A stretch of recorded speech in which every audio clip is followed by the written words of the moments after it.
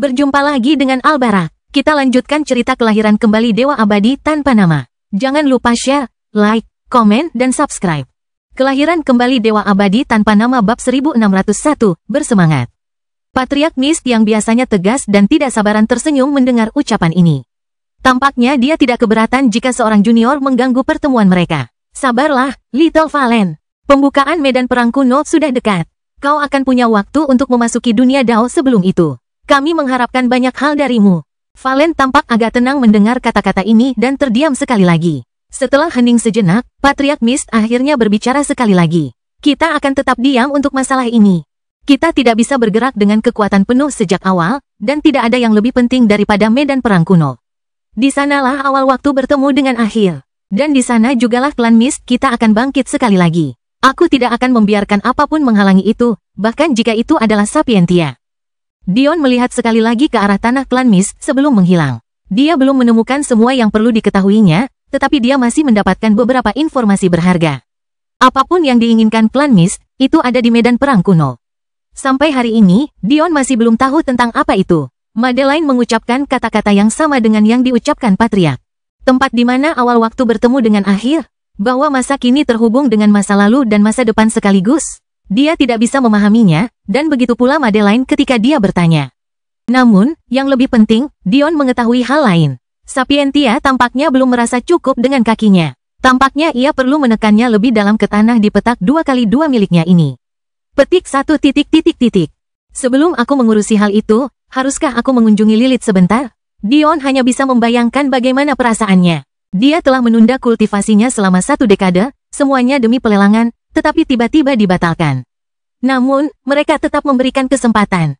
Ini adalah kesempatan terbaik yang dimilikinya untuk menjeratnya. Namun, yang lebih penting, intuisi Dion mengatakan kepadanya bahwa dia akan memainkan peran penting dalam menyelamatkan Ellie. Namun, menemui Lilith akan mengharuskan dia menemui sekte enigmatik yang mungkin sangat ingin memberinya pelajaran. Sekte misterius itu, seperti banyak klan dan sekte lain yang sejenisnya, namanya dipilih berdasarkan kekhasan wilayahnya. Sekte bunga lili berapi dibangun di atas planet tempat letusan gunung berapi mendingin menjadi bentuk bunga lili, membuat afinitas apinya sangat tinggi. Sekte kabut air, selain lautan gelap di dekatnya, dikenal karena kandungan airnya yang sangat tinggi, membuat banyak planetnya mengandung 95% air. Demikian pula, sekte enigmatik adalah surga bagi para dewa puncak. Rumor mengatakan bahwa 3 kali lebih mudah untuk memahami ki enigmatik di dalam perbatasan mereka daripada di luarnya, di beberapa area khusus, lebih dari 10 kali lebih mudah. Sebagian besar pendapatan sekte enigmatik berasal dari penyewaan sebagian tanahnya kepada para jenius. Tidak jarang bagi mereka yang telah mencapai potensi mereka di alam surgawi untuk datang ke sini untuk memahami ki enigmatik. Sebenarnya, ki yang misterius mendapatkan namanya karena alasan yang sangat khusus. Hingga alam surgawi, sebagian besar ki bersifat konvensional. Namun, jalur yang dapat ditempuh seseorang dengan ki yang misterius sangat bervariasi. Karena itulah, ki ini mendapatkan gelar yang misterius. Meski demikian, sebagian besar individu masih memilih jalur konvensional. Hanya sedikit yang mampu memahami ki tingkat tinggi. Bahkan, ki yang dipahami belum tentu lebih baik daripada jalur konvensional. Bagaimanapun, sekte enigmatik tampaknya membuat pencarian dan pemahaman jalan ini jauh lebih mudah. Anehnya, bukan karena kepadatan ki-nya lebih tinggi. Tingkat ki-nya tidak berbeda dari 11 kuadran teratas lainnya. Itu benar-benar misteri membingungkan yang belum terpecahkan. Keanehan ini menjadikan sekte sebagai salah satu kuadran yang paling banyak dikunjungi bahkan sampai melampaui kuadran Sapientia.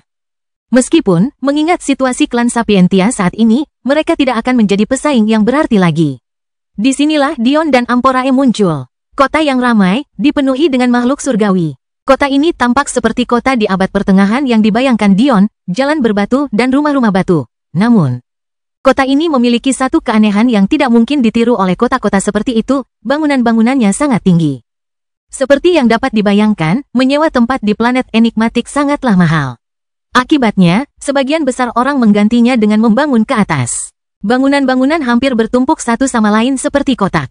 Keutuhan struktur, atau ketiadaan keutuhan, benar-benar membuat orang mengangkat alis. Jika satu gempa bumi menghancurkan daerah ini, jelas bahwa tidak satupun dari bangunan-bangunan ini akan bertahan.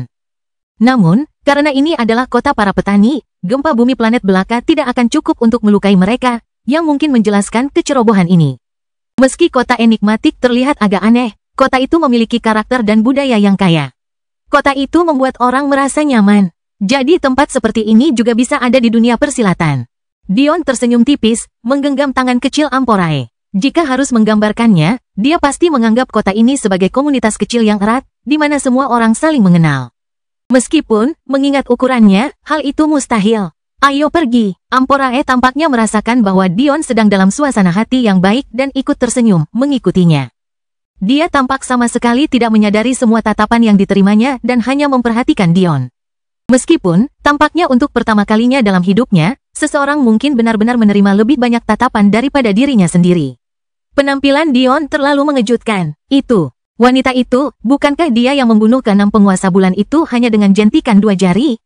Tunggu, dia sedang memegang tangan seorang pria. Bukankah itu dewa sejati Sacharo? Seluruh dunia berspekulasi tentang hilangnya Dion.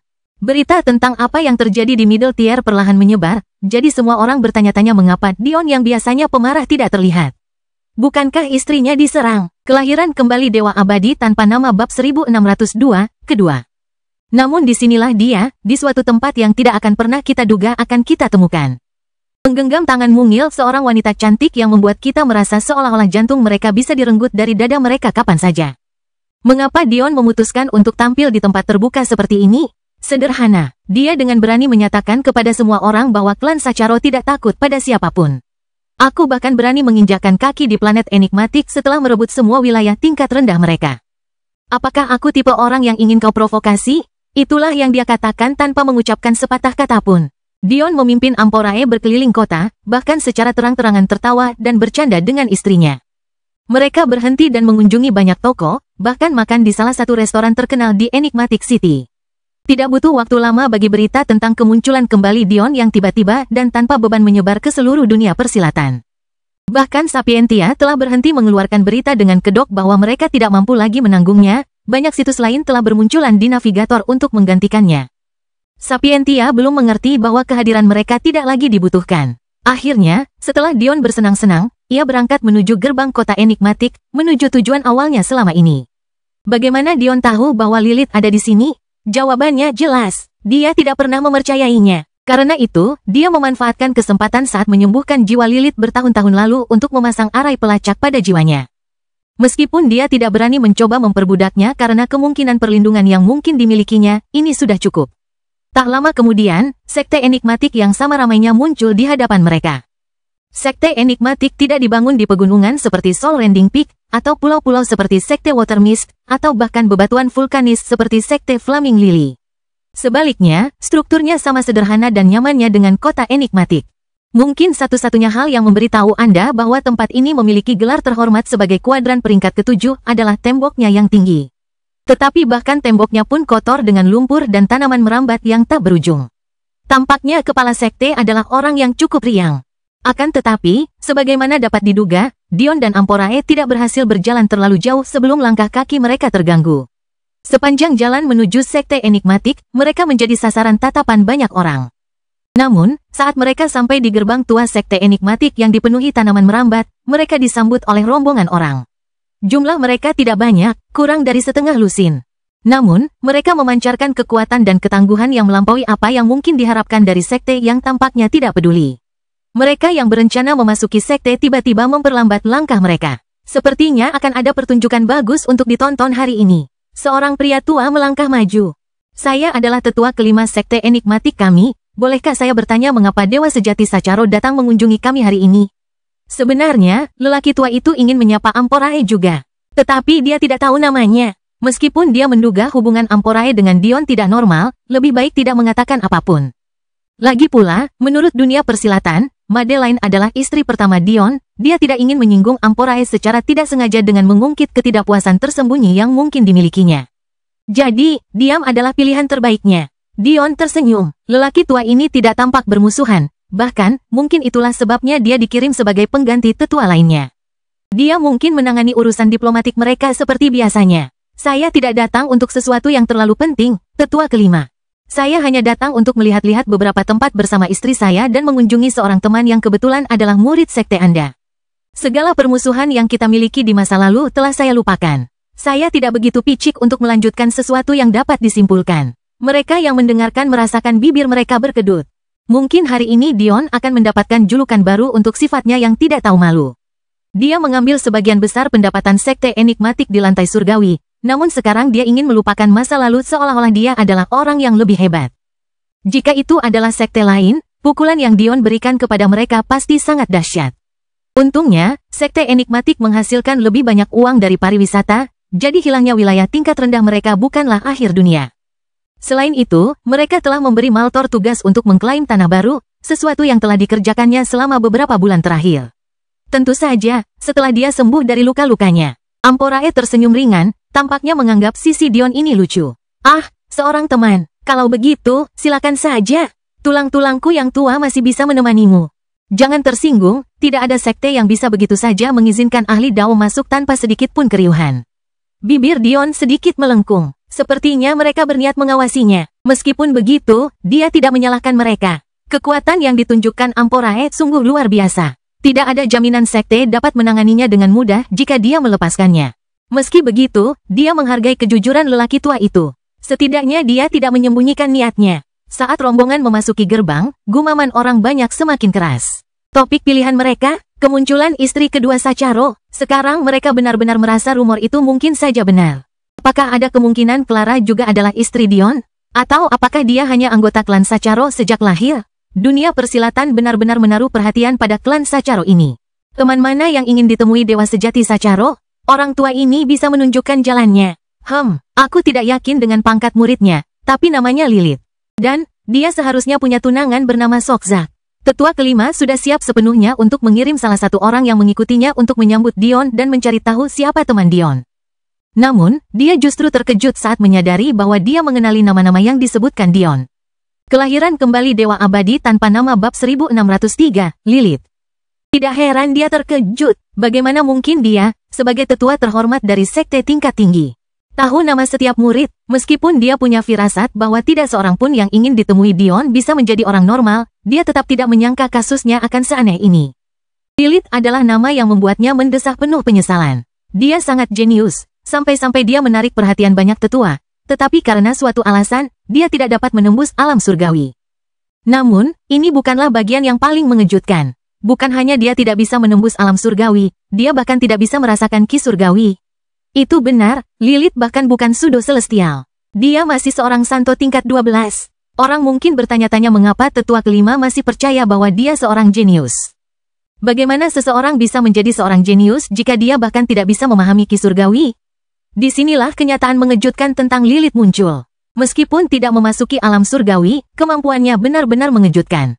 Sampai pada titik di mana kepala sekte yang riang dan biasanya sulit ditemukan ingin menerimanya sebagai putri baptisnya meskipun sudah memiliki banyak anak sendiri, termasuk Maltor. Kisah Lilith adalah kisah yang menimbulkan rasa kagum yang tak berujung. Meskipun tidak meningkat dari alam suci ke-12, kecakapan bertarungnya tetap maju. Mereka yang mengerti tahu bahwa tidak ada alasan tersembunyi di balik ini. Itu karena pedangnya, katananya yang panjang menciptakan serangan yang begitu tajam sehingga perbedaan dalam kultivasi tampaknya tidak menjadi masalah. Dari pandangan orang luar, bahkan bagi Dion, Lilith tampak menyia-nyiakan potensinya. Namun, kenyataannya adalah dia telah mengasah tekad pedangnya dan jalan keabadiannya selama lebih dari 1 dekade terakhir. Bagi seorang jenius selevelnya untuk mengabaikan kultivasi dan menghabiskan seluruh waktunya untuk pemahaman. Jelaslah bahwa dia telah menjadi monster. Bahkan makhluk surgawi tingkat menengah tidak berani berdiri di hadapannya dengan mudah. Hampir seperti untuk membenarkan rumor tersebut, ketika Dion menatap Lilith untuk pertama kalinya dalam beberapa tahun sekali lagi, dia mengayunkan pedangnya. Sebenarnya, bagi mata yang tidak terlatih, ia tampak seolah-olah tidak bergerak sama sekali. Namun, indera ilahi Dion menangkapnya. Otot-ototnya terus-menerus menyesuaikan diri beberapa ratus kali per detik. Dirinya yang tampaknya tidak bergerak sebenarnya bergerak maju dengan kecepatan 1 cm per jam. Dia masih tetap cantik luar biasa yang diingat Dion. Rambut putihnya yang panjang mencapai mata kakinya, menghilang di balik lipatan gaun putihnya. Saat ini, matanya berwarna hitam pekat, tetapi warna merah mencolok yang diingat Dion masih terukir dalam ingatannya. Apa yang kamu lakukan di sini? Jelaslah, yang berbicara bukanlah Lilith, melainkan Sokzak. Jika Lilith adalah seorang jenius yang mereka sesali, Sokzak adalah seorang jenius yang bahkan mengalahkan Maltor. Banyak faksi tersembunyi dalam sekte enigmatik sebenarnya ingin Sokzak menantang dan mengambil alih peran Maltor sebagai pemegang kunci.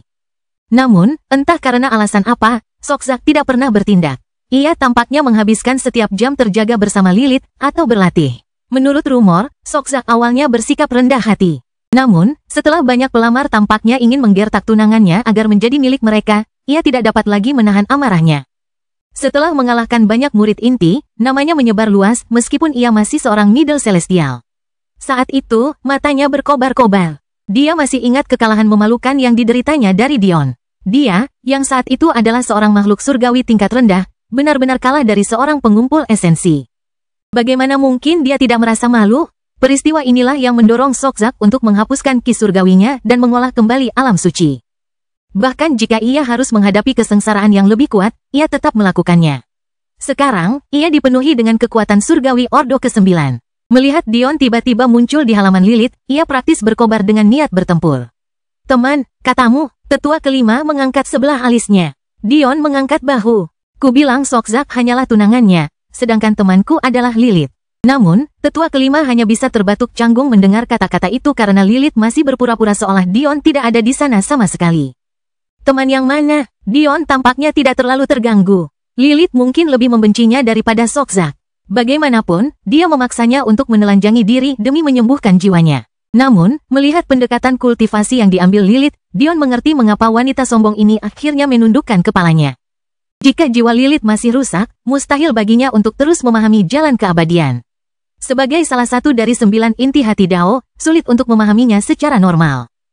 Jika jiwa seseorang rusak, itu sama saja mustahil. Lilith tidak ingin menghadapi kemungkinan terjebak di alam suci terlalu lama dan tidak dapat membuat kemajuan apapun. Jadi, dia membuat keputusan sulit untuk mengungkap sedikit kepolosannya kepada Dion.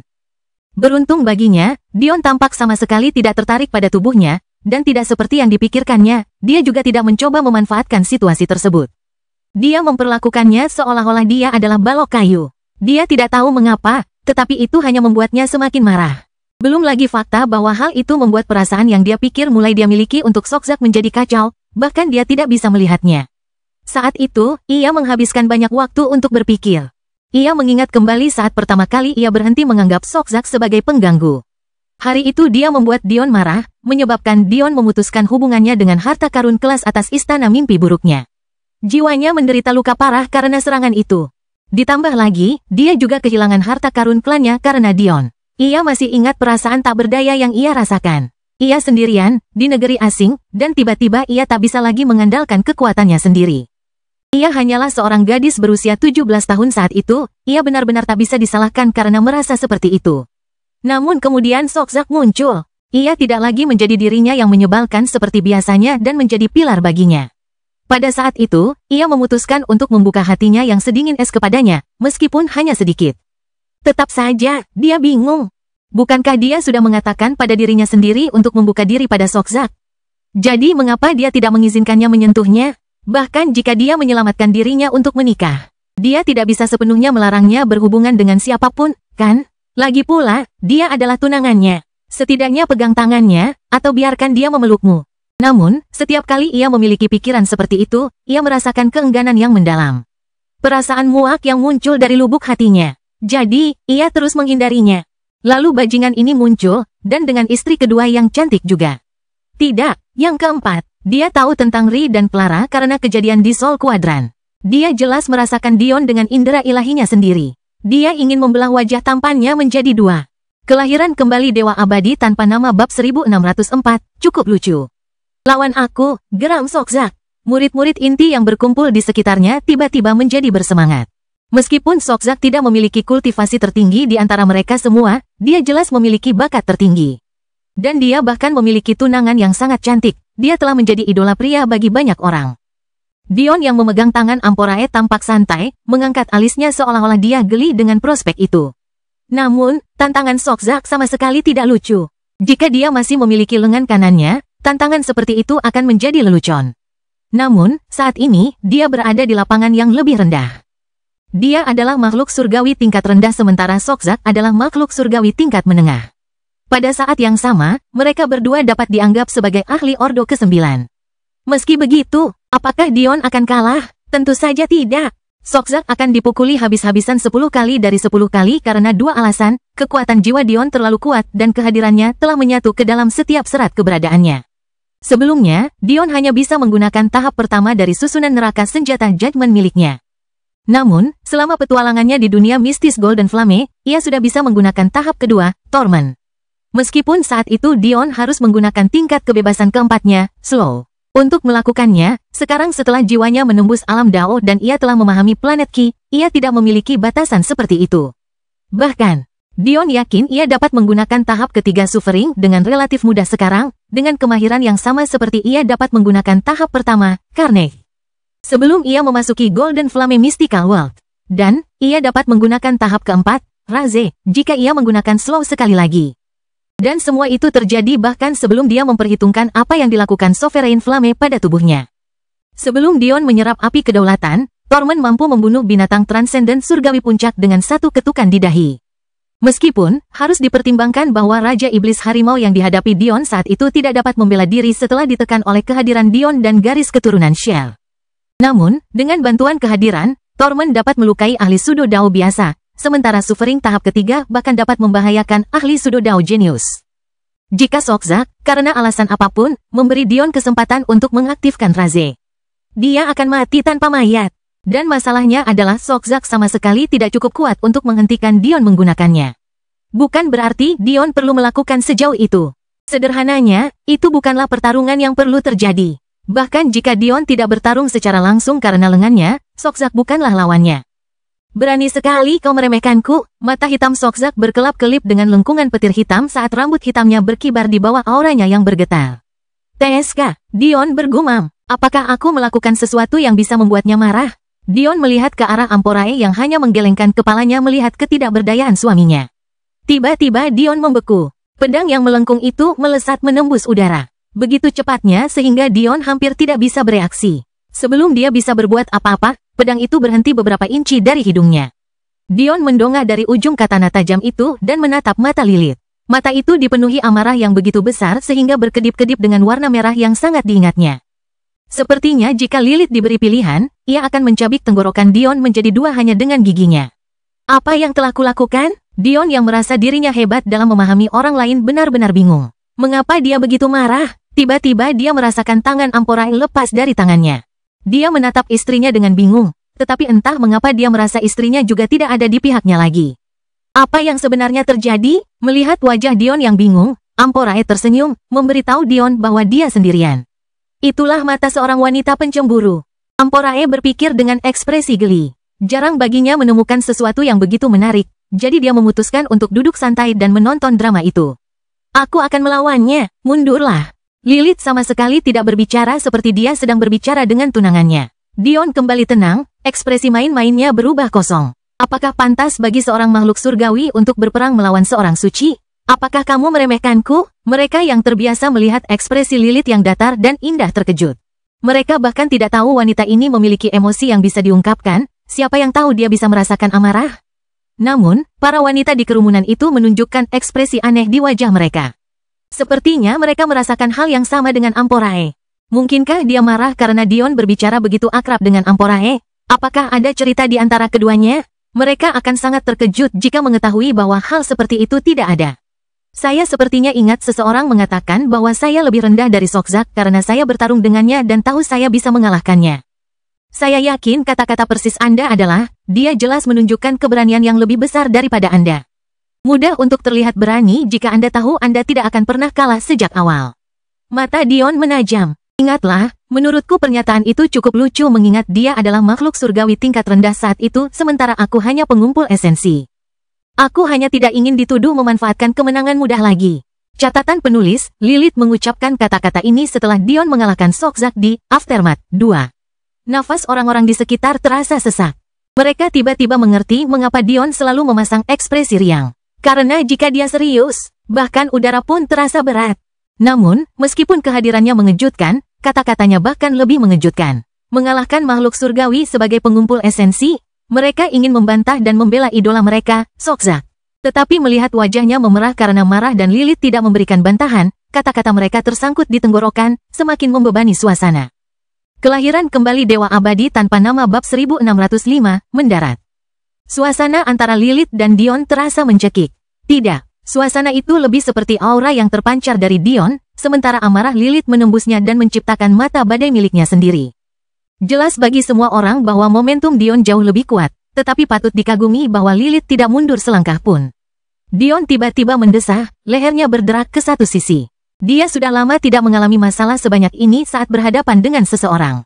Meskipun, orang mungkin memilih untuk memasukkan Arithzia ke dalam daftar itu. Namun, setelah merenung sejenak, Dion menyadari bahwa kegagalannya untuk mengaitkan Arithzia lebih disebabkan oleh kurangnya pemahamannya terhadap dunia daripada kegagalannya memahami karakternya sendiri. Ia melayang ringan ke udara, berhenti tepat di atas sekte enigmatik. Ia menarik napas dalam-dalam, hampir tidak menyadari Lilith yang telah mengikutinya ke langit. Suasana yang menyegarkan, bukan hanya Ki yang penuh teka-teki. Saya merasa lebih mudah memahami Ki planet di sini juga. Mungkin saya harus kembali lagi saat waktunya memahami Ki bintang. Lengan kiri Dion melesat ke samping. Kilatan warna putih dan hitam menyelimuti langit seluas 100 meter. Susunan dao setengah langkah itu berkedip indah meskipun terasa seperti ilusi. Saat itulah ia terbentuk, sebuah senjata yang sangat bertolak belakang dengan milik Lilith. Katana yang dipegang Putri Ravana di tangannya adalah katana yang sama persis yang digunakannya untuk melawan Dion pertama kali. Bilah katana yang panjang, mencapai lebih dari 6 kaki dengan sedikit lengkungan di ujungnya. Warnanya putih bersih tanpa noda, senada dengan rambut Lilith dan gaunnya yang berkibar. Jika bilahnya diambil, dia tampak rapuh seperti daun yang jatuh dan diselimuti salju murni. Namun, bilah pedang Dion berwarna hitam pekat. Meskipun begitu, warnanya identik dalam segala hal. Lilith gemetar karena marah. Dia berani menggunakan replika pedangnya. Ini penghinaan yang lebih besar daripada apapun yang pernah dilakukan Dion padanya. Pipinya yang putih halus memerah, tangan kecilnya mencengkeram gagang katananya yang lebih panjang dari biasanya. Sudah berapa tahun dia bekerja keras? Hanya peduli dengan satu senjata, mengayunkan pedang hanya dengan satu senjata. Dia bahkan tidak berkultivasi, tidak mengembangkan apapun kecuali ilmu pedangnya. Namun, Dion benar-benar berani muncul bukan hanya dengan senjata apapun, tetapi replika katananya sendiri. Itu adalah tamparan keras di wajah sehingga dia hampir bisa merasakan telapak tangannya melepuh di kulitnya. Seolah-olah masalahnya belum cukup memalukan, dia benar-benar berani menggunakan tangan kirinya, padahal dia tahu dengan jelas bahwa tangan kanannya adalah tangan dominannya. Bagaimana dia bisa tahu bahwa tangan kanan yang bisa dilihatnya sekarang adalah tangan palsu yang dibuat oleh Dion? Tatapan matanya berubah dingin. Napasnya yang tidak teratur keluar dalam satu aliran udara yang stabil. Pedang Lilith bergetar. Bukan, melainkan ruang di sekitarnya. Lengan dan bilah pedangnya yang sebenarnya begitu kokoh sehingga dia tampak seperti patung yang tidak bisa digerakkan. Mata hitam pekat Lilith tertutup. Pada saat itu, mereka yang menonton tidak lagi merasa bahwa Dion sedang mencekik Lilith. Perubahannya begitu halus sehingga mereka hampir tidak menyadarinya. Seolah-olah sudah selalu seperti itu, dan akan selalu seperti itu. Aliran kekuatan yang terus-menerus dan tak berujung, kekuatan yang abadi. Mata Lilith terbuka lebar. Warna merah delima pekat hampir melesat seperti laser ke arah Dion saat dia menggerakkan kakinya. Dia muncul di hadapan Dion. Tidak. Sekali lagi terasa bahwa dia selalu ada di sana, seperti dia akan selalu ada di sana. Bentuk tubuhnya kompak, kedua tangannya memegang pedang. Tampaknya setiap saat, dia akan mengiris leher Dion. Bahkan, jika dia bergerak maju beberapa inci saja, dahinya akan mendarat di dada Dion. Jadi inikah kekuatan pedangmu yang sebenarnya? Kecepatan berpikir Dion lebih besar dari kilatan cahaya. Jika kultivasinya dan Lilith sama, mungkin mustahil untuk bereaksi. Bahkan jika indera keilahiannya dapat melihatnya, tubuhnya tidak akan mampu mengimbanginya. Akan tetapi, Lilith tidak berada di kultivasinya, dia adalah penghalang besar di bawahnya. 1 inci, 1 mil, Dion berpikir dalam hati. Kakinya bergerak sedikit ke belakang. Sepertinya hanya bergerak sepersekian inci, tetapi entah bagaimana dia sudah muncul beberapa meter jauhnya. Cuci dunia dengan cahaya, mata Dion menyipit seperti lubang jarum. Dia baru saja mengeksekusi teknik gerakan Earth Grade pertama yang mulai dia pahami. Setelah akhirnya menyelesaikan penguasaan lebih dari 1000 teknik tingkat umum dalam kurun waktu lebih dari 10 tahun. Dion sangat ingin merangkak maju menuju teknik yang benar-benar sesuai dengan tingkat kecakapannya. Dia memiliki keyakinan penuh pada teknik gerakan ini yang tampaknya menentang hukum realitas dengan membuat gerakan kecil menjadi besar, dan sebaliknya. Jadi mengapa ketika dia seharusnya muncul beberapa meter dari Lilith, cukup dekat untuk menyerang, rasanya seperti tidak ada yang berubah? Mengapa dahi Lilith masih begitu dekat dengan dadanya? Mengapa bilah pedangnya masih begitu dekat dengan lehernya? Mengapa rasanya seperti dia tidak pernah bergerak sama sekali? Bahwa dia selalu ada di sana. Bahwa dia akan selalu ada di sana. Bahwa dia terjebak untuk selamanya. Menarik, pedang Lilith mendarat di leher Dion. Pada saat itu, seluruh dunia seakan berhenti. Ya Tuhan Sacharo, kalah semudah itu? Mungkinkah itu benar-benar mungkin? Dion adalah legenda yang tak terkalahkan. Seorang pria yang bahkan membuat Dewa Sejati Naga dan Kilin meninggalkan kota emas rendahnya sendirian. Namun, bagaimana mungkin pria ini kalah dari seorang suci? Apakah hal seperti itu mungkin terjadi? Namun, Dion, yang menancapkan pisau di lehernya, hanya mendesah. Dia memang jenius, tetapi perbedaan di antara kita terlalu besar. Itu tidak bisa diatasi dengan mudah. Kelahiran kembali Dewa Abadi tanpa nama bab 1606, Kecemburuan. Lengan kiri Dion telah menghentikan laju pedang Lilith. Pangkal pedang mereka saling beradu dalam pertarungan yang hening dan begitu damai sehingga mereka yang berada di bawah hampir tidak menyadari adanya benturan. Dion menyadari saat itu juga betapa kuatnya Lilith.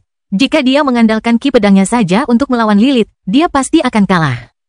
Bahkan jika dia menggabungkan api kekacauannya dengan ki pedang dan ki spasialnya, jika itu terjadi sebelumnya, dia pasti akan kalah juga. Namun, masalah ini berbeda sekarang. Little Yin telah membangkitkan garis keturunan pertempurannya. Sekarang, ki spasial yang dimanipulasi Dion bukan dari pemahamannya sendiri, melainkan dari Little Yin. Itu adalah tingkat ki spasial yang tidak dapat dimanipulasi oleh manusia normal. Wanita yang luar biasa, niat pedangnya, tidak, dao pedangnya. Sudah pada tahap kedua, Dion merasakan detak jantungnya semakin cepat. Jika Lilith adalah salah satu bawahannya, dia akan mendapatkan Jenderal Iblis yang luar biasa. Ini bahkan bukan kekuatannya yang sebenarnya. Di sini, dia tidak hanya ditekan oleh kuadran misterius, dia bahkan lebih ditekan lagi oleh ki jalur konvensional. Dia bahkan tidak dapat menggunakan ki iblisnya di sini karena takut diburu dan dimusnahkan. Namun dia masih hampir merenggut nyawaku. Mata Lilith kehilangan fokus. Pada akhirnya, dahinya benar-benar jatuh ke dada Dion. Kakak, dua anak laki-laki kecil, remaja laki-laki, melayang ke udara, menangkap tubuh Lilith dan mencegah Dion menyentuhnya lagi. Mereka melotot ke arahnya dengan mata penuh amarah. Tenanglah, atau kalian akan ketahuan. Dion mengirim peringatan kepada kedua bocah itu. Kedua bocah bodoh itu tinggal selangkah lagi untuk melepaskan ki iblis mereka. Ditambah lagi, Dion berpikir dalam hati, aku bahkan tidak menyentuhnya. Siapa yang menyuruhnya melakukan semua itu? Bahkan jika dia telah memahami Dao tingkat 2, tubuhnya tidak siap untuk menggunakannya. Dia pingsan karena tindakannya, bukan tindakanku. Apa yang dilakukan Lilith hampir sama saja dengan bunuh diri. Dia tidak hanya menggunakan ilmu pedangnya, tetapi dia juga benar-benar menguasainya. Dao dapat muncul dalam dua bentuk. Dao dapat muncul seperti Dao setengah langkah milik Dion, sebuah susunan yang berkedip di udara. Atau, Dao dapat diinternalisasi atau menyatu dengan tubuh. Bentuk kedua jauh lebih kuat, tetapi juga sangat berbahaya jika kekuatan tubuh Anda tidak cukup kuat. Lilith memilih untuk menginternalisasikan Dao-nya agar tidak ketahuan bahwa ia telah memahaminya. Tidak ada yang lebih ia benci selain menjadi karakter yang lebih disorot daripada sebelumnya. Namun, keputusan itu sangat merugikannya. Dion tidak akan terkejut jika jiwanya terluka sekali lagi. Tentu saja, menginternalisasi Dao bukan sekadar masalah pilihan. Tidak sembarang orang bisa melakukannya. Diperlukan hati Dao yang kuat yang beresonansi dengan keinginan yang dipahami. Artinya, Dion, yang masih belum memiliki hati Dao, tidak akan pernah bisa meniru prestasi Lilith. Bodoh. Dion mengerutkan kening. Ia mendapati dirinya mengkhawatirkan gadis bodoh yang sombong ini. Seolah-olah gadis itu sengaja merusak jiwanya sekali lagi agar ia bisa memutuskan hubungan dengannya. Apa yang telah ia lakukan hingga membuatnya begitu marah? Kedua adik laki-laki Lilith membeku mendengar kata-kata Dion, dan meskipun mereka terus melotot ke arahnya. Mereka menarik kembali aura mereka. Penatua kelima, Dion memanggil Penatua Sekte Enigmatik. Aku akan membawa Lilith dan saudara-saudaranya bersamaku. Apakah itu akan menjadi masalah? Tetua kelima mengusap kepalanya dengan canggung. Secara teknis, tidak. Murid Lilith dan keluarganya hanyalah murid kehormatan sekte kami yang membantu meningkatkan iman kami dengan jasa mereka sebagai imbalan atas sumber daya, jadi mereka tidak terikat pada kami. Tapi, saya tetap merasa itu agak tidak pantas, terima kasih, orang tua. Dion tersenyum, menyebabkan bibir tetua kelima berkedut. Sungguh tak tahu malu, penonton tersipu menggantikan Dion. Tampaknya Dewa Sejati Sacharo akan mendapat julukan lain setelah hari ini. Dan kau, Dion menoleh ke arah Sokzak. Jika kau ingin mengalahkanku, kau tidak akan melakukannya. Tetaplah di sini. Sokzak dan para jenius jalur iblis lainnya tahu bahwa mereka tidak punya pilihan selain mengikuti Dion. Meskipun mereka menandatangani kontrak jiwa dengannya, yang menyatakan bahwa mereka tidak akan pernah mengungkapkan hal-hal yang terjadi di Soul Quadrant selama dia tidak mengungkapkan identitas asli mereka. Mereka telah mengetahui dalam beberapa tahun terakhir bahwa kontrak jiwa itu mungkin juga merupakan selembar tisu toilet. Dion adalah penguasa bulan. Menurut dunia persilatan, jiwanya jauh lebih kuat daripada jiwa mereka, jadi jelas bahwa jiwanya tidak terikat kontrak dengan cara yang sama seperti mereka. Mereka tidak punya pilihan selain mengikutinya. Tetap saja, Sokzak menggertakkan giginya mendengar kata-kata Dion. Suatu hari nanti, aku akan menghancurkanmu. Beberapa saat kemudian, para jenius Ki Iblis telah berkumpul dan Dion berhadapan langsung dengan tetua kelima. Amporae telah kembali ke sisinya sekali lagi, sepertinya dia telah bersenang-senang. Aku agak tidak tahu malu hari ini, kata Dion terus terang. Tetua kelima, yang berusaha keras menyembunyikan ekspresi pahitnya, memandang ke arah Dion dengan tertegun. Tidak, bayangan tetua kelima yang mencoba menenangkan junior seperti ini jelas merupakan hal baru bagi mereka yang mengikutinya ke sini. Dion menggelengkan kepalanya. Aku tahu kesalahanku. Namun, ada beberapa hal yang harus kulakukan sebagai pewaris klanku. Namun, ini tidak berarti kita tidak bisa berteman lagi. Tetua kelima mendesah. Aku mengerti. Sepertinya hubunganmu dengan Lilith tidak normal. Dion mengangkat alisnya. Tidak. Lupakan saja. Tetua kelima merasa ingin menendang dirinya sendiri. Sepertinya dia telah mengatakan sesuatu yang seharusnya tidak dia katakan. Namun, melihat Amporae yang memiliki ekspresi geli, dia tampaknya memahami sesuatu dalam semua kebijaksanaannya. Jadi Dewa Sejati Sacharo tidak menyadarinya. Anda akan berpikir dengan semua wanita di sekitarnya, dia akan terbiasa dengan tatapan cemburu. Kelahiran kembali Dewa Abadi tanpa nama bab 1607, lagi. Sayangnya, Dion tidak menyadari tatapan seperti itu. Mungkin dia melihatnya dari Clara, tetapi ekspresinya biasanya dingin dan tidak berperasaan. Bahkan jika dia semarah Lilith hari ini, dia tidak akan pernah meledak dengan cara yang sama. Dia akan memilih untuk tidak berbicara dengan Dion atau mengabaikan masalah itu sama sekali. Madeline bahkan tidak akan mengerti apa emosi itu, sementara Ri telah mencapai titik di mana dia merasa sangat nyaman dan percaya diri. Terutama setelah konstitusi Elfin Queen Rain-nya benar-benar terbangun. Sebelumnya dia menghindar dari potensinya, mencoba membuktikan dirinya sebagai istri yang layak dengan mengikuti jalan yang tidak sepenuhnya dia sukai. Namun sekarang berbeda, lalu ada Amporae. Dia memiliki tingkat kedewasaan yang membuat Dion merasa tidak berharga, bukan sebaliknya. Pola pikirnya terlalu stabil. Tentu saja ada wanita seperti Valet yang menunjukkan kecemburuannya dengan gamblang. Namun, Dion sama sekali tidak peduli pada wanita itu. Dia hampir tidak memerhatikannya. Dion menggelengkan kepalanya. Pokoknya, aku ingin mengulurkan cabang zaitun kepada sektemu. Aku telah mengacaukan prestisemu, tetapi aku punya tujuan di balik itu. Tetua kelima segera mengerti mengapa Dion mengiriminya pesan pribadi. Ini serius. Dari kata-kata Dion, sepertinya dia sengaja menginjak-injak harga diri sekte enigmatik agar dia bisa mengulurkan cabang zaitun ini. Itu berarti dia ingin menjalin kerjasama dengan sekte mereka, tetapi tidak ingin orang lain mengetahuinya.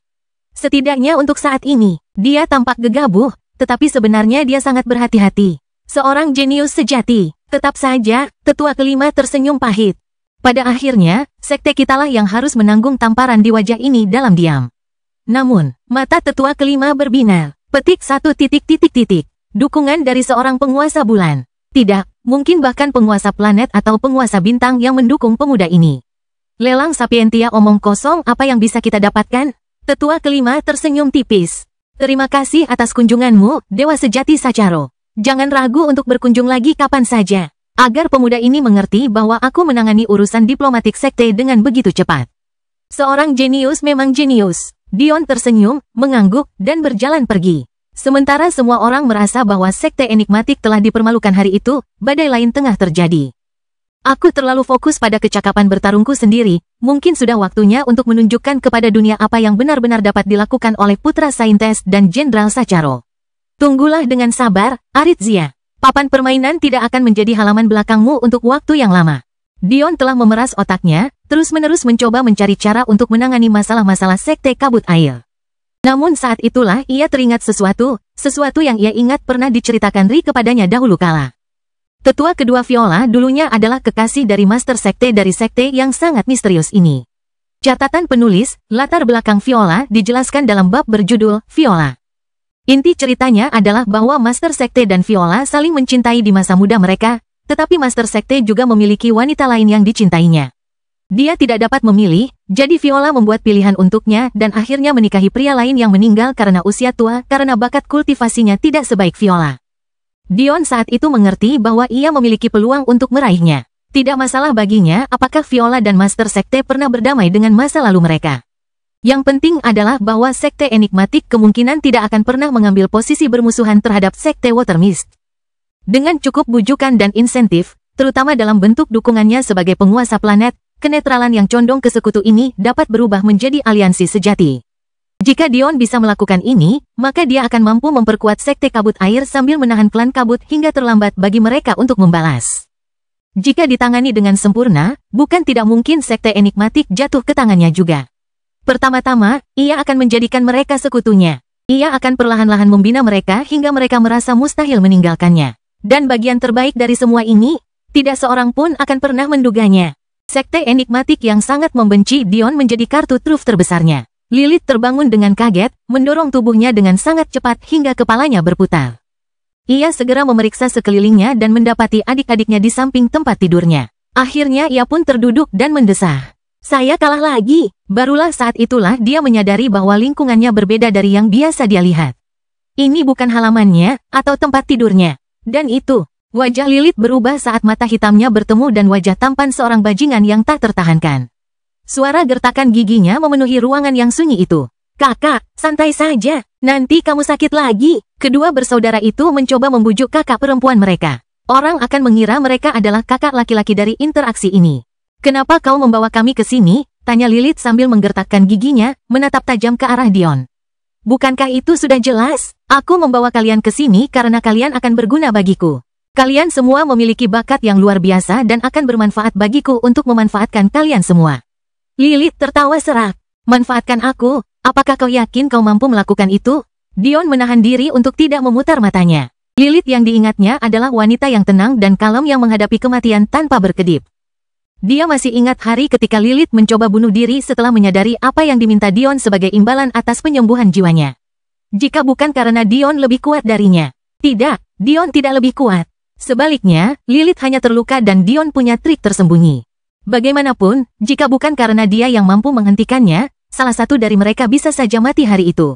Kelahiran kembali Dewa Abadi tanpa nama bab 1608, Percikan Kedaulatan.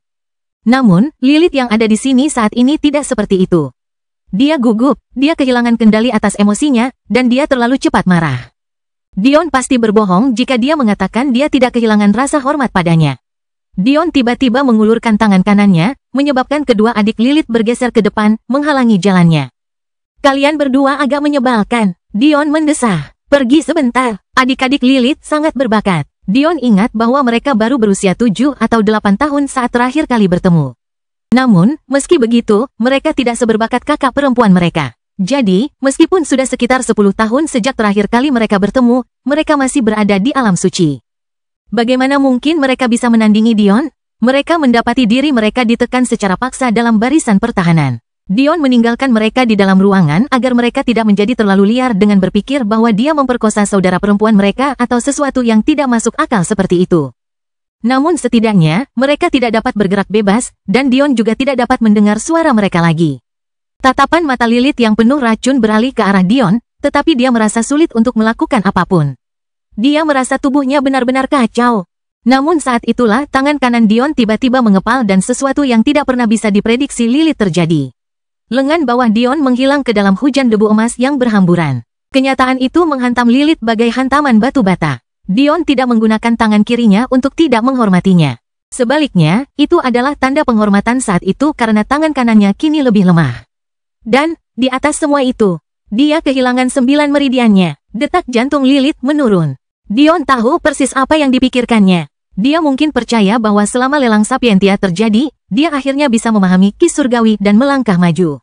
Setelah dia berhasil, dia berpikir bahwa Dion tidak akan pernah bisa menandinginya. Tetapi dia tidak tahu bahwa Dion sendiri memiliki cacat. Sekarang setelah kita sampaikan hal itu, apakah kamu sudah cukup tenang untuk memungkinkan kita melakukan percakapan yang sebenarnya? Dia menunjukkan kelemahannya kepadaku untuk menenangkanku. Pada akhirnya, Lilith mengalihkan pandangannya dan mengangguk perlahan, merasa malu dalam hatinya. Pada kenyataannya, kupikir kuadran iblismu akan segera menjadi sangat berguna bagiku. Paling tidak, aku mungkin memerlukan informasi yang mereka miliki. Paling buruk, aku mungkin perlu mengunjunginya sendiri. Itu tidak mungkin. Butuh waktu bertahun-tahun bagi kami untuk sampai di sini dan itu terjadi karena kuadran iblis kami berdekatan langsung dengan alam semesta chaos. Kami memiliki susunan tingkat planet. Selama Anda mengetahui koordinat kuadran Anda, menuju ke sana mudah. Tentu saja, itu juga memerlukan izin dari sesama kultivator jalur iblis. Disinilah Anda berperan. Setelah alam semesta benar-benar ditaklukkan, teleportasi ke sana secara bebas tidak mungkin dilakukan. Diperlukan izin dari pemiliknya. Tentu saja, ini tidak menghentikan individu untuk menempuh jalan memutar. Inilah yang sekarang dipaksa dilakukan oleh mereka yang menuju The Conference karena StarClan.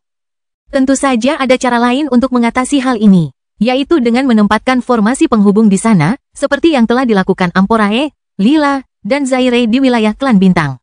Lilith mencoba menyembunyikan keterkejutannya. Tentu saja, dia tahu bahwa Soul Universe memiliki susunan tingkat planet, tetapi mereka tidak pernah bisa mengambilnya, tidak dengan 99 alam semesta yang memantaunya. Itu adalah bagian dari kesepakatan yang mereka tandatangani untuk merahasiakan identitas asli mereka dari 99 alam semesta. Dan, meski memalukan untuk mengatakannya, para pembudidaya iblis tidak memiliki penguasa planet Alkimia Arai meskipun berada di kuadran luar. Mereka bahkan tidak memiliki penguasa bulan Alkimia Arai. Tentu saja, aku tidak berencana memintamu melakukan sesuatu tanpa imbalan. Bagaimana perasaanmu jika aku memberimu percikan kedaulatan yang telah kau kejar selama bertahun-tahun? Ledakan, Lilith tiba-tiba merasa dunianya runtuh. Lilith membeku. Apa yang baru saja Anda katakan? Bagaimana? Kamu menginginkannya? Ini. Bagaimana kau tahu ini adalah keinginanku? Mungkin ada sejuta alasan mengapa aku ingin pergi ke lelang Sapientia. Dan, sangat mungkin aku tidak punya cukup bakat untuk merasakan ki surgawi. Jangan konyol, Dion tertawa. Jika kau benar-benar tidak bisa merasakan ki surgawi, maka aku akan memotong lenganku yang lain untukmu. Apa kau pikir kau bisa menipu mataku? Kau bisa memahami ki komet, tetapi tidak ki surgawi, yang jauh lebih mudah dari keduanya. Anda, kau pikir aku tidak tahu? Akulah yang menyembuhkan jiwamu, ingat. Sesuatu yang tampaknya harus kulakukan lagi. Dion menggelengkan kepalanya. Alis Lilith berkedut. Dia, kesal. Akulah yang dimanfaatkan, tapi dialah yang kesal. Ditambah lagi, Sapientia sudah mengiklankan barang-barang mahal mereka sejak lama. Kalau tidak, mengapa semua orang begitu bersemangat dengan pelelangan itu sampai-sampai kuadran Anda pun ikut tertarik? Selain itu, saya dapat melihat bahwa meskipun ki iblis membuat ki Anda jauh lebih padat dan tubuh Anda jauh lebih kuat, ia memiliki pengaruh negatif pada jiwa Anda. Ia membuat lebih jelas apa yang Anda inginkan dari Sovereign Spark Anda. Semua orang menyadari bahwa perbedaan antara mengambil percikan kedaulatan sebelum alam surgawi dan sesudahnya bagaikan siang dan malam. Anehnya, ini hanya mengacu pada pengembangan energi seseorang, bukan jiwa atau tubuh Anda. Ini karena percikan kedaulatan, meskipun dapat digunakan untuk memperkuat jiwa seseorang, pada dasarnya adalah harta karun berjenis energi, oleh karena itu potensi tertingginya terlihat sebelum ki surgawi dipahami. Beberapa orang mungkin memilih untuk menyatukan percikan mereka dengan meridian mereka, yang akan membuat kemampuan mereka untuk memanipulasi dan menggunakan energi meroket. Namun, Lilith ingin mengambil jalan yang tidak konvensional dan menyatukannya dengan jiwanya. Dia memiliki keyakinan penuh pada bakatnya, tetapi jiwanya akan mulai menahannya di masa depan. Percikan ini adalah solusinya. Kelahiran kembali Dewa Abadi tanpa nama bab 1609, bersatu. Meskipun begitu, mungkin orang lain akan menganggap ini konyol. Usianya bahkan belum 30 tahun dan dia sudah merangkak hingga batas ki komet. Kecepatan seperti itu belum pernah terdengar, terutama mengingat betapa liarnya dunia persilatan bereaksi terhadap Ri yang menjadi penguasa komet. Namun, Lilith lebih mengenal dirinya sendiri daripada orang lain. Jika dia membawa percikan itu ke dalam jiwa yang diabaikan banyak orang melalui jalur kultivasi mereka, dia akan membuat lompatan besar ke depan. Untuk mendorong pertumbuhan itu, ayahnya sendiri telah melalui banyak kesulitan untuk mendapatkan kesempatan ini untuknya. Tapi kemudian, Dion menghancurkannya. Mungkin itu alasan lain mengapa dia begitu marah pada Dion. Orang-orang dari jalur iblis telah menginvestasikan begitu banyak hal untuknya demi mendapatkan percikan ini, tetapi Dion dan klan Sacharonnya menghancurkan semuanya. Selama bertahun-tahun ia bermimpi untuk tumbuh cukup kuat untuk mengalahkan Dion. Itu adalah kegilaan yang tidak sehat yang begitu besar sehingga ia seringkali kehilangan fokus pada tujuannya sendiri. Ada satu waktu tekadnya hampir hancur sampai pada titik mencoba merasakan ki surgawi. Jika itu terjadi, semuanya akan sia-sia. Namun, tampaknya setiap hari, akan ada beberapa informasi baru tentang Dion. Oh lihat, pojok Dewa Sejati Sacharo akhirnya terbuka. Apa kau sudah dengar? Dewa Sejati Sacharo muncul kembali dan membersihkan pintu-pintu surgawi tanpa mengangkat satu jari pun. Dewa Sejati Sacharo mengambil alih wilayah sekte enigmatik sendirian. Hebat, ku dengar Dewa Sejati Sacharo membunuh keempat Sien dari sekte Golden Crow hanya dengan satu pukulan. Dewa sejati Sacharo membakar kota Low Gold, mereka menyebutnya Hari Matahari Hitam. Dewa sejati Sacharo menghadapi 4 pasukan sendirian dan benar-benar menang. Dewa sejati Sakaro. Dewa sejati S, Truge, itu menyebalkan. Dia sendiri tidak benar-benar mengerti mengapa dia merasa seperti ini. Itu hanya kemarahan, dan jika dia jujur pada dirinya sendiri, itu bukan kemarahan terhadap Dion. Bertahun-tahun yang lalu ketika dia datang ke katedral, meskipun dia menggambarkan Dion sebagai penjahat dalam benaknya, dia menyadari siapa penjahat sebenarnya. Dia dan sekutu serta anggota klannya. Mereka menjadi iblis yang diyakini semua orang, yang dibenci semua orang karena keberadaan mereka. Sebenarnya Lilith tidak tahu apa-apa tentang Soul Market sampai dia datang ke Soul Planet. Namun, itu tidak mengubah fakta bahwa dia tidak melakukan apapun untuk menghentikannya setelah mengetahuinya. Dia tidak melakukan apapun. Bahkan, dia mencoba menghalangi seseorang yang mencoba melakukan sesuatu, dan dalam upayanya untuk membunuh Dion, dia berakhir dengan luka yang hampir fatal. Namun, apa yang terjadi setelah itu? Dion mengabaikannya, sampai-sampai dia tidak pantas dimarahi. Kemudian dia menyaksikan Dion dituduh melakukan pemerkosaan. Kemudian dia menyaksikan Dion dipukuli hingga setengah mati. Dia duduk dan tidak melakukan apapun saat Dion dikebiri dengan kejam di depan mata semua orang. Dia menanggung semua itu, bahkan penghinaan terbesar yang dapat dialami seseorang, semua itu demi menyelamatkan orang-orang yang belum pernah dia temui sepanjang hidupnya. Orang-orang yang tidak akan pernah berada dalam situasi itu jika bukan karena dia dan rakyatnya. Namun, dia tetap mengabaikannya. Bahkan, saat tubuh telanjangnya ada di depan matanya, dia memperlakukannya seperti batu kecil yang menghalangi jalannya. Itu mengingatkanku pada tahun-tahun itu. Tahun-tahun sebelum bakatnya bangkit dengan kekuatan penuh. Tahun-tahun yang dihabiskannya berenang di lautan tak berujung bersama anak-anak ayahnya tanpa tempat untuk dirinya sendiri. Kecuali kali ini, dia pantas diabaikan. Kali ini seperti terulang lagi. Dia tidak tertarik padaku. Dia hanya peduli dengan bakatku dan apa yang bisa kulakukan untuknya. Lilith menatap Dion dalam diam. Petik 1. Tapi mengapa aku tidak merasakan rasa jijik yang sama terhadapnya seperti yang kurasakan terhadap ayahku atau Sokzak? Karena jika itu dia, dan hanya dia, aku pantas diperlakukan seperti ini. Aku pantas mendapatkan hinaannya. Itulah kata-kata yang bahkan Lilith tidak sanggup untuk mengucapkannya, meskipun itu hanya dalam pikirannya. Kata-kata itu tersimpan dalam diam, tersembunyi jauh di dalam. Aku akan menerimanya, tapi aku ingin mendengar syaratmu terlebih dahulu. Dion agak terkejut Lilith menerimanya begitu saja. Tetapi melihat cahaya rumit di mata gelapnya, dia menahan diri untuk tidak menanyakannya.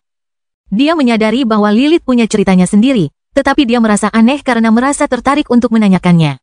Dalam kondisi normal, Dion tidak akan peduli sedikit pun pada Lilith dan perasaannya. Mempertimbangkan hal ini, orang mungkin bertanya-tanya mengapa dia menerima para kultivator jalur iblis ini ke dalam kelompoknya.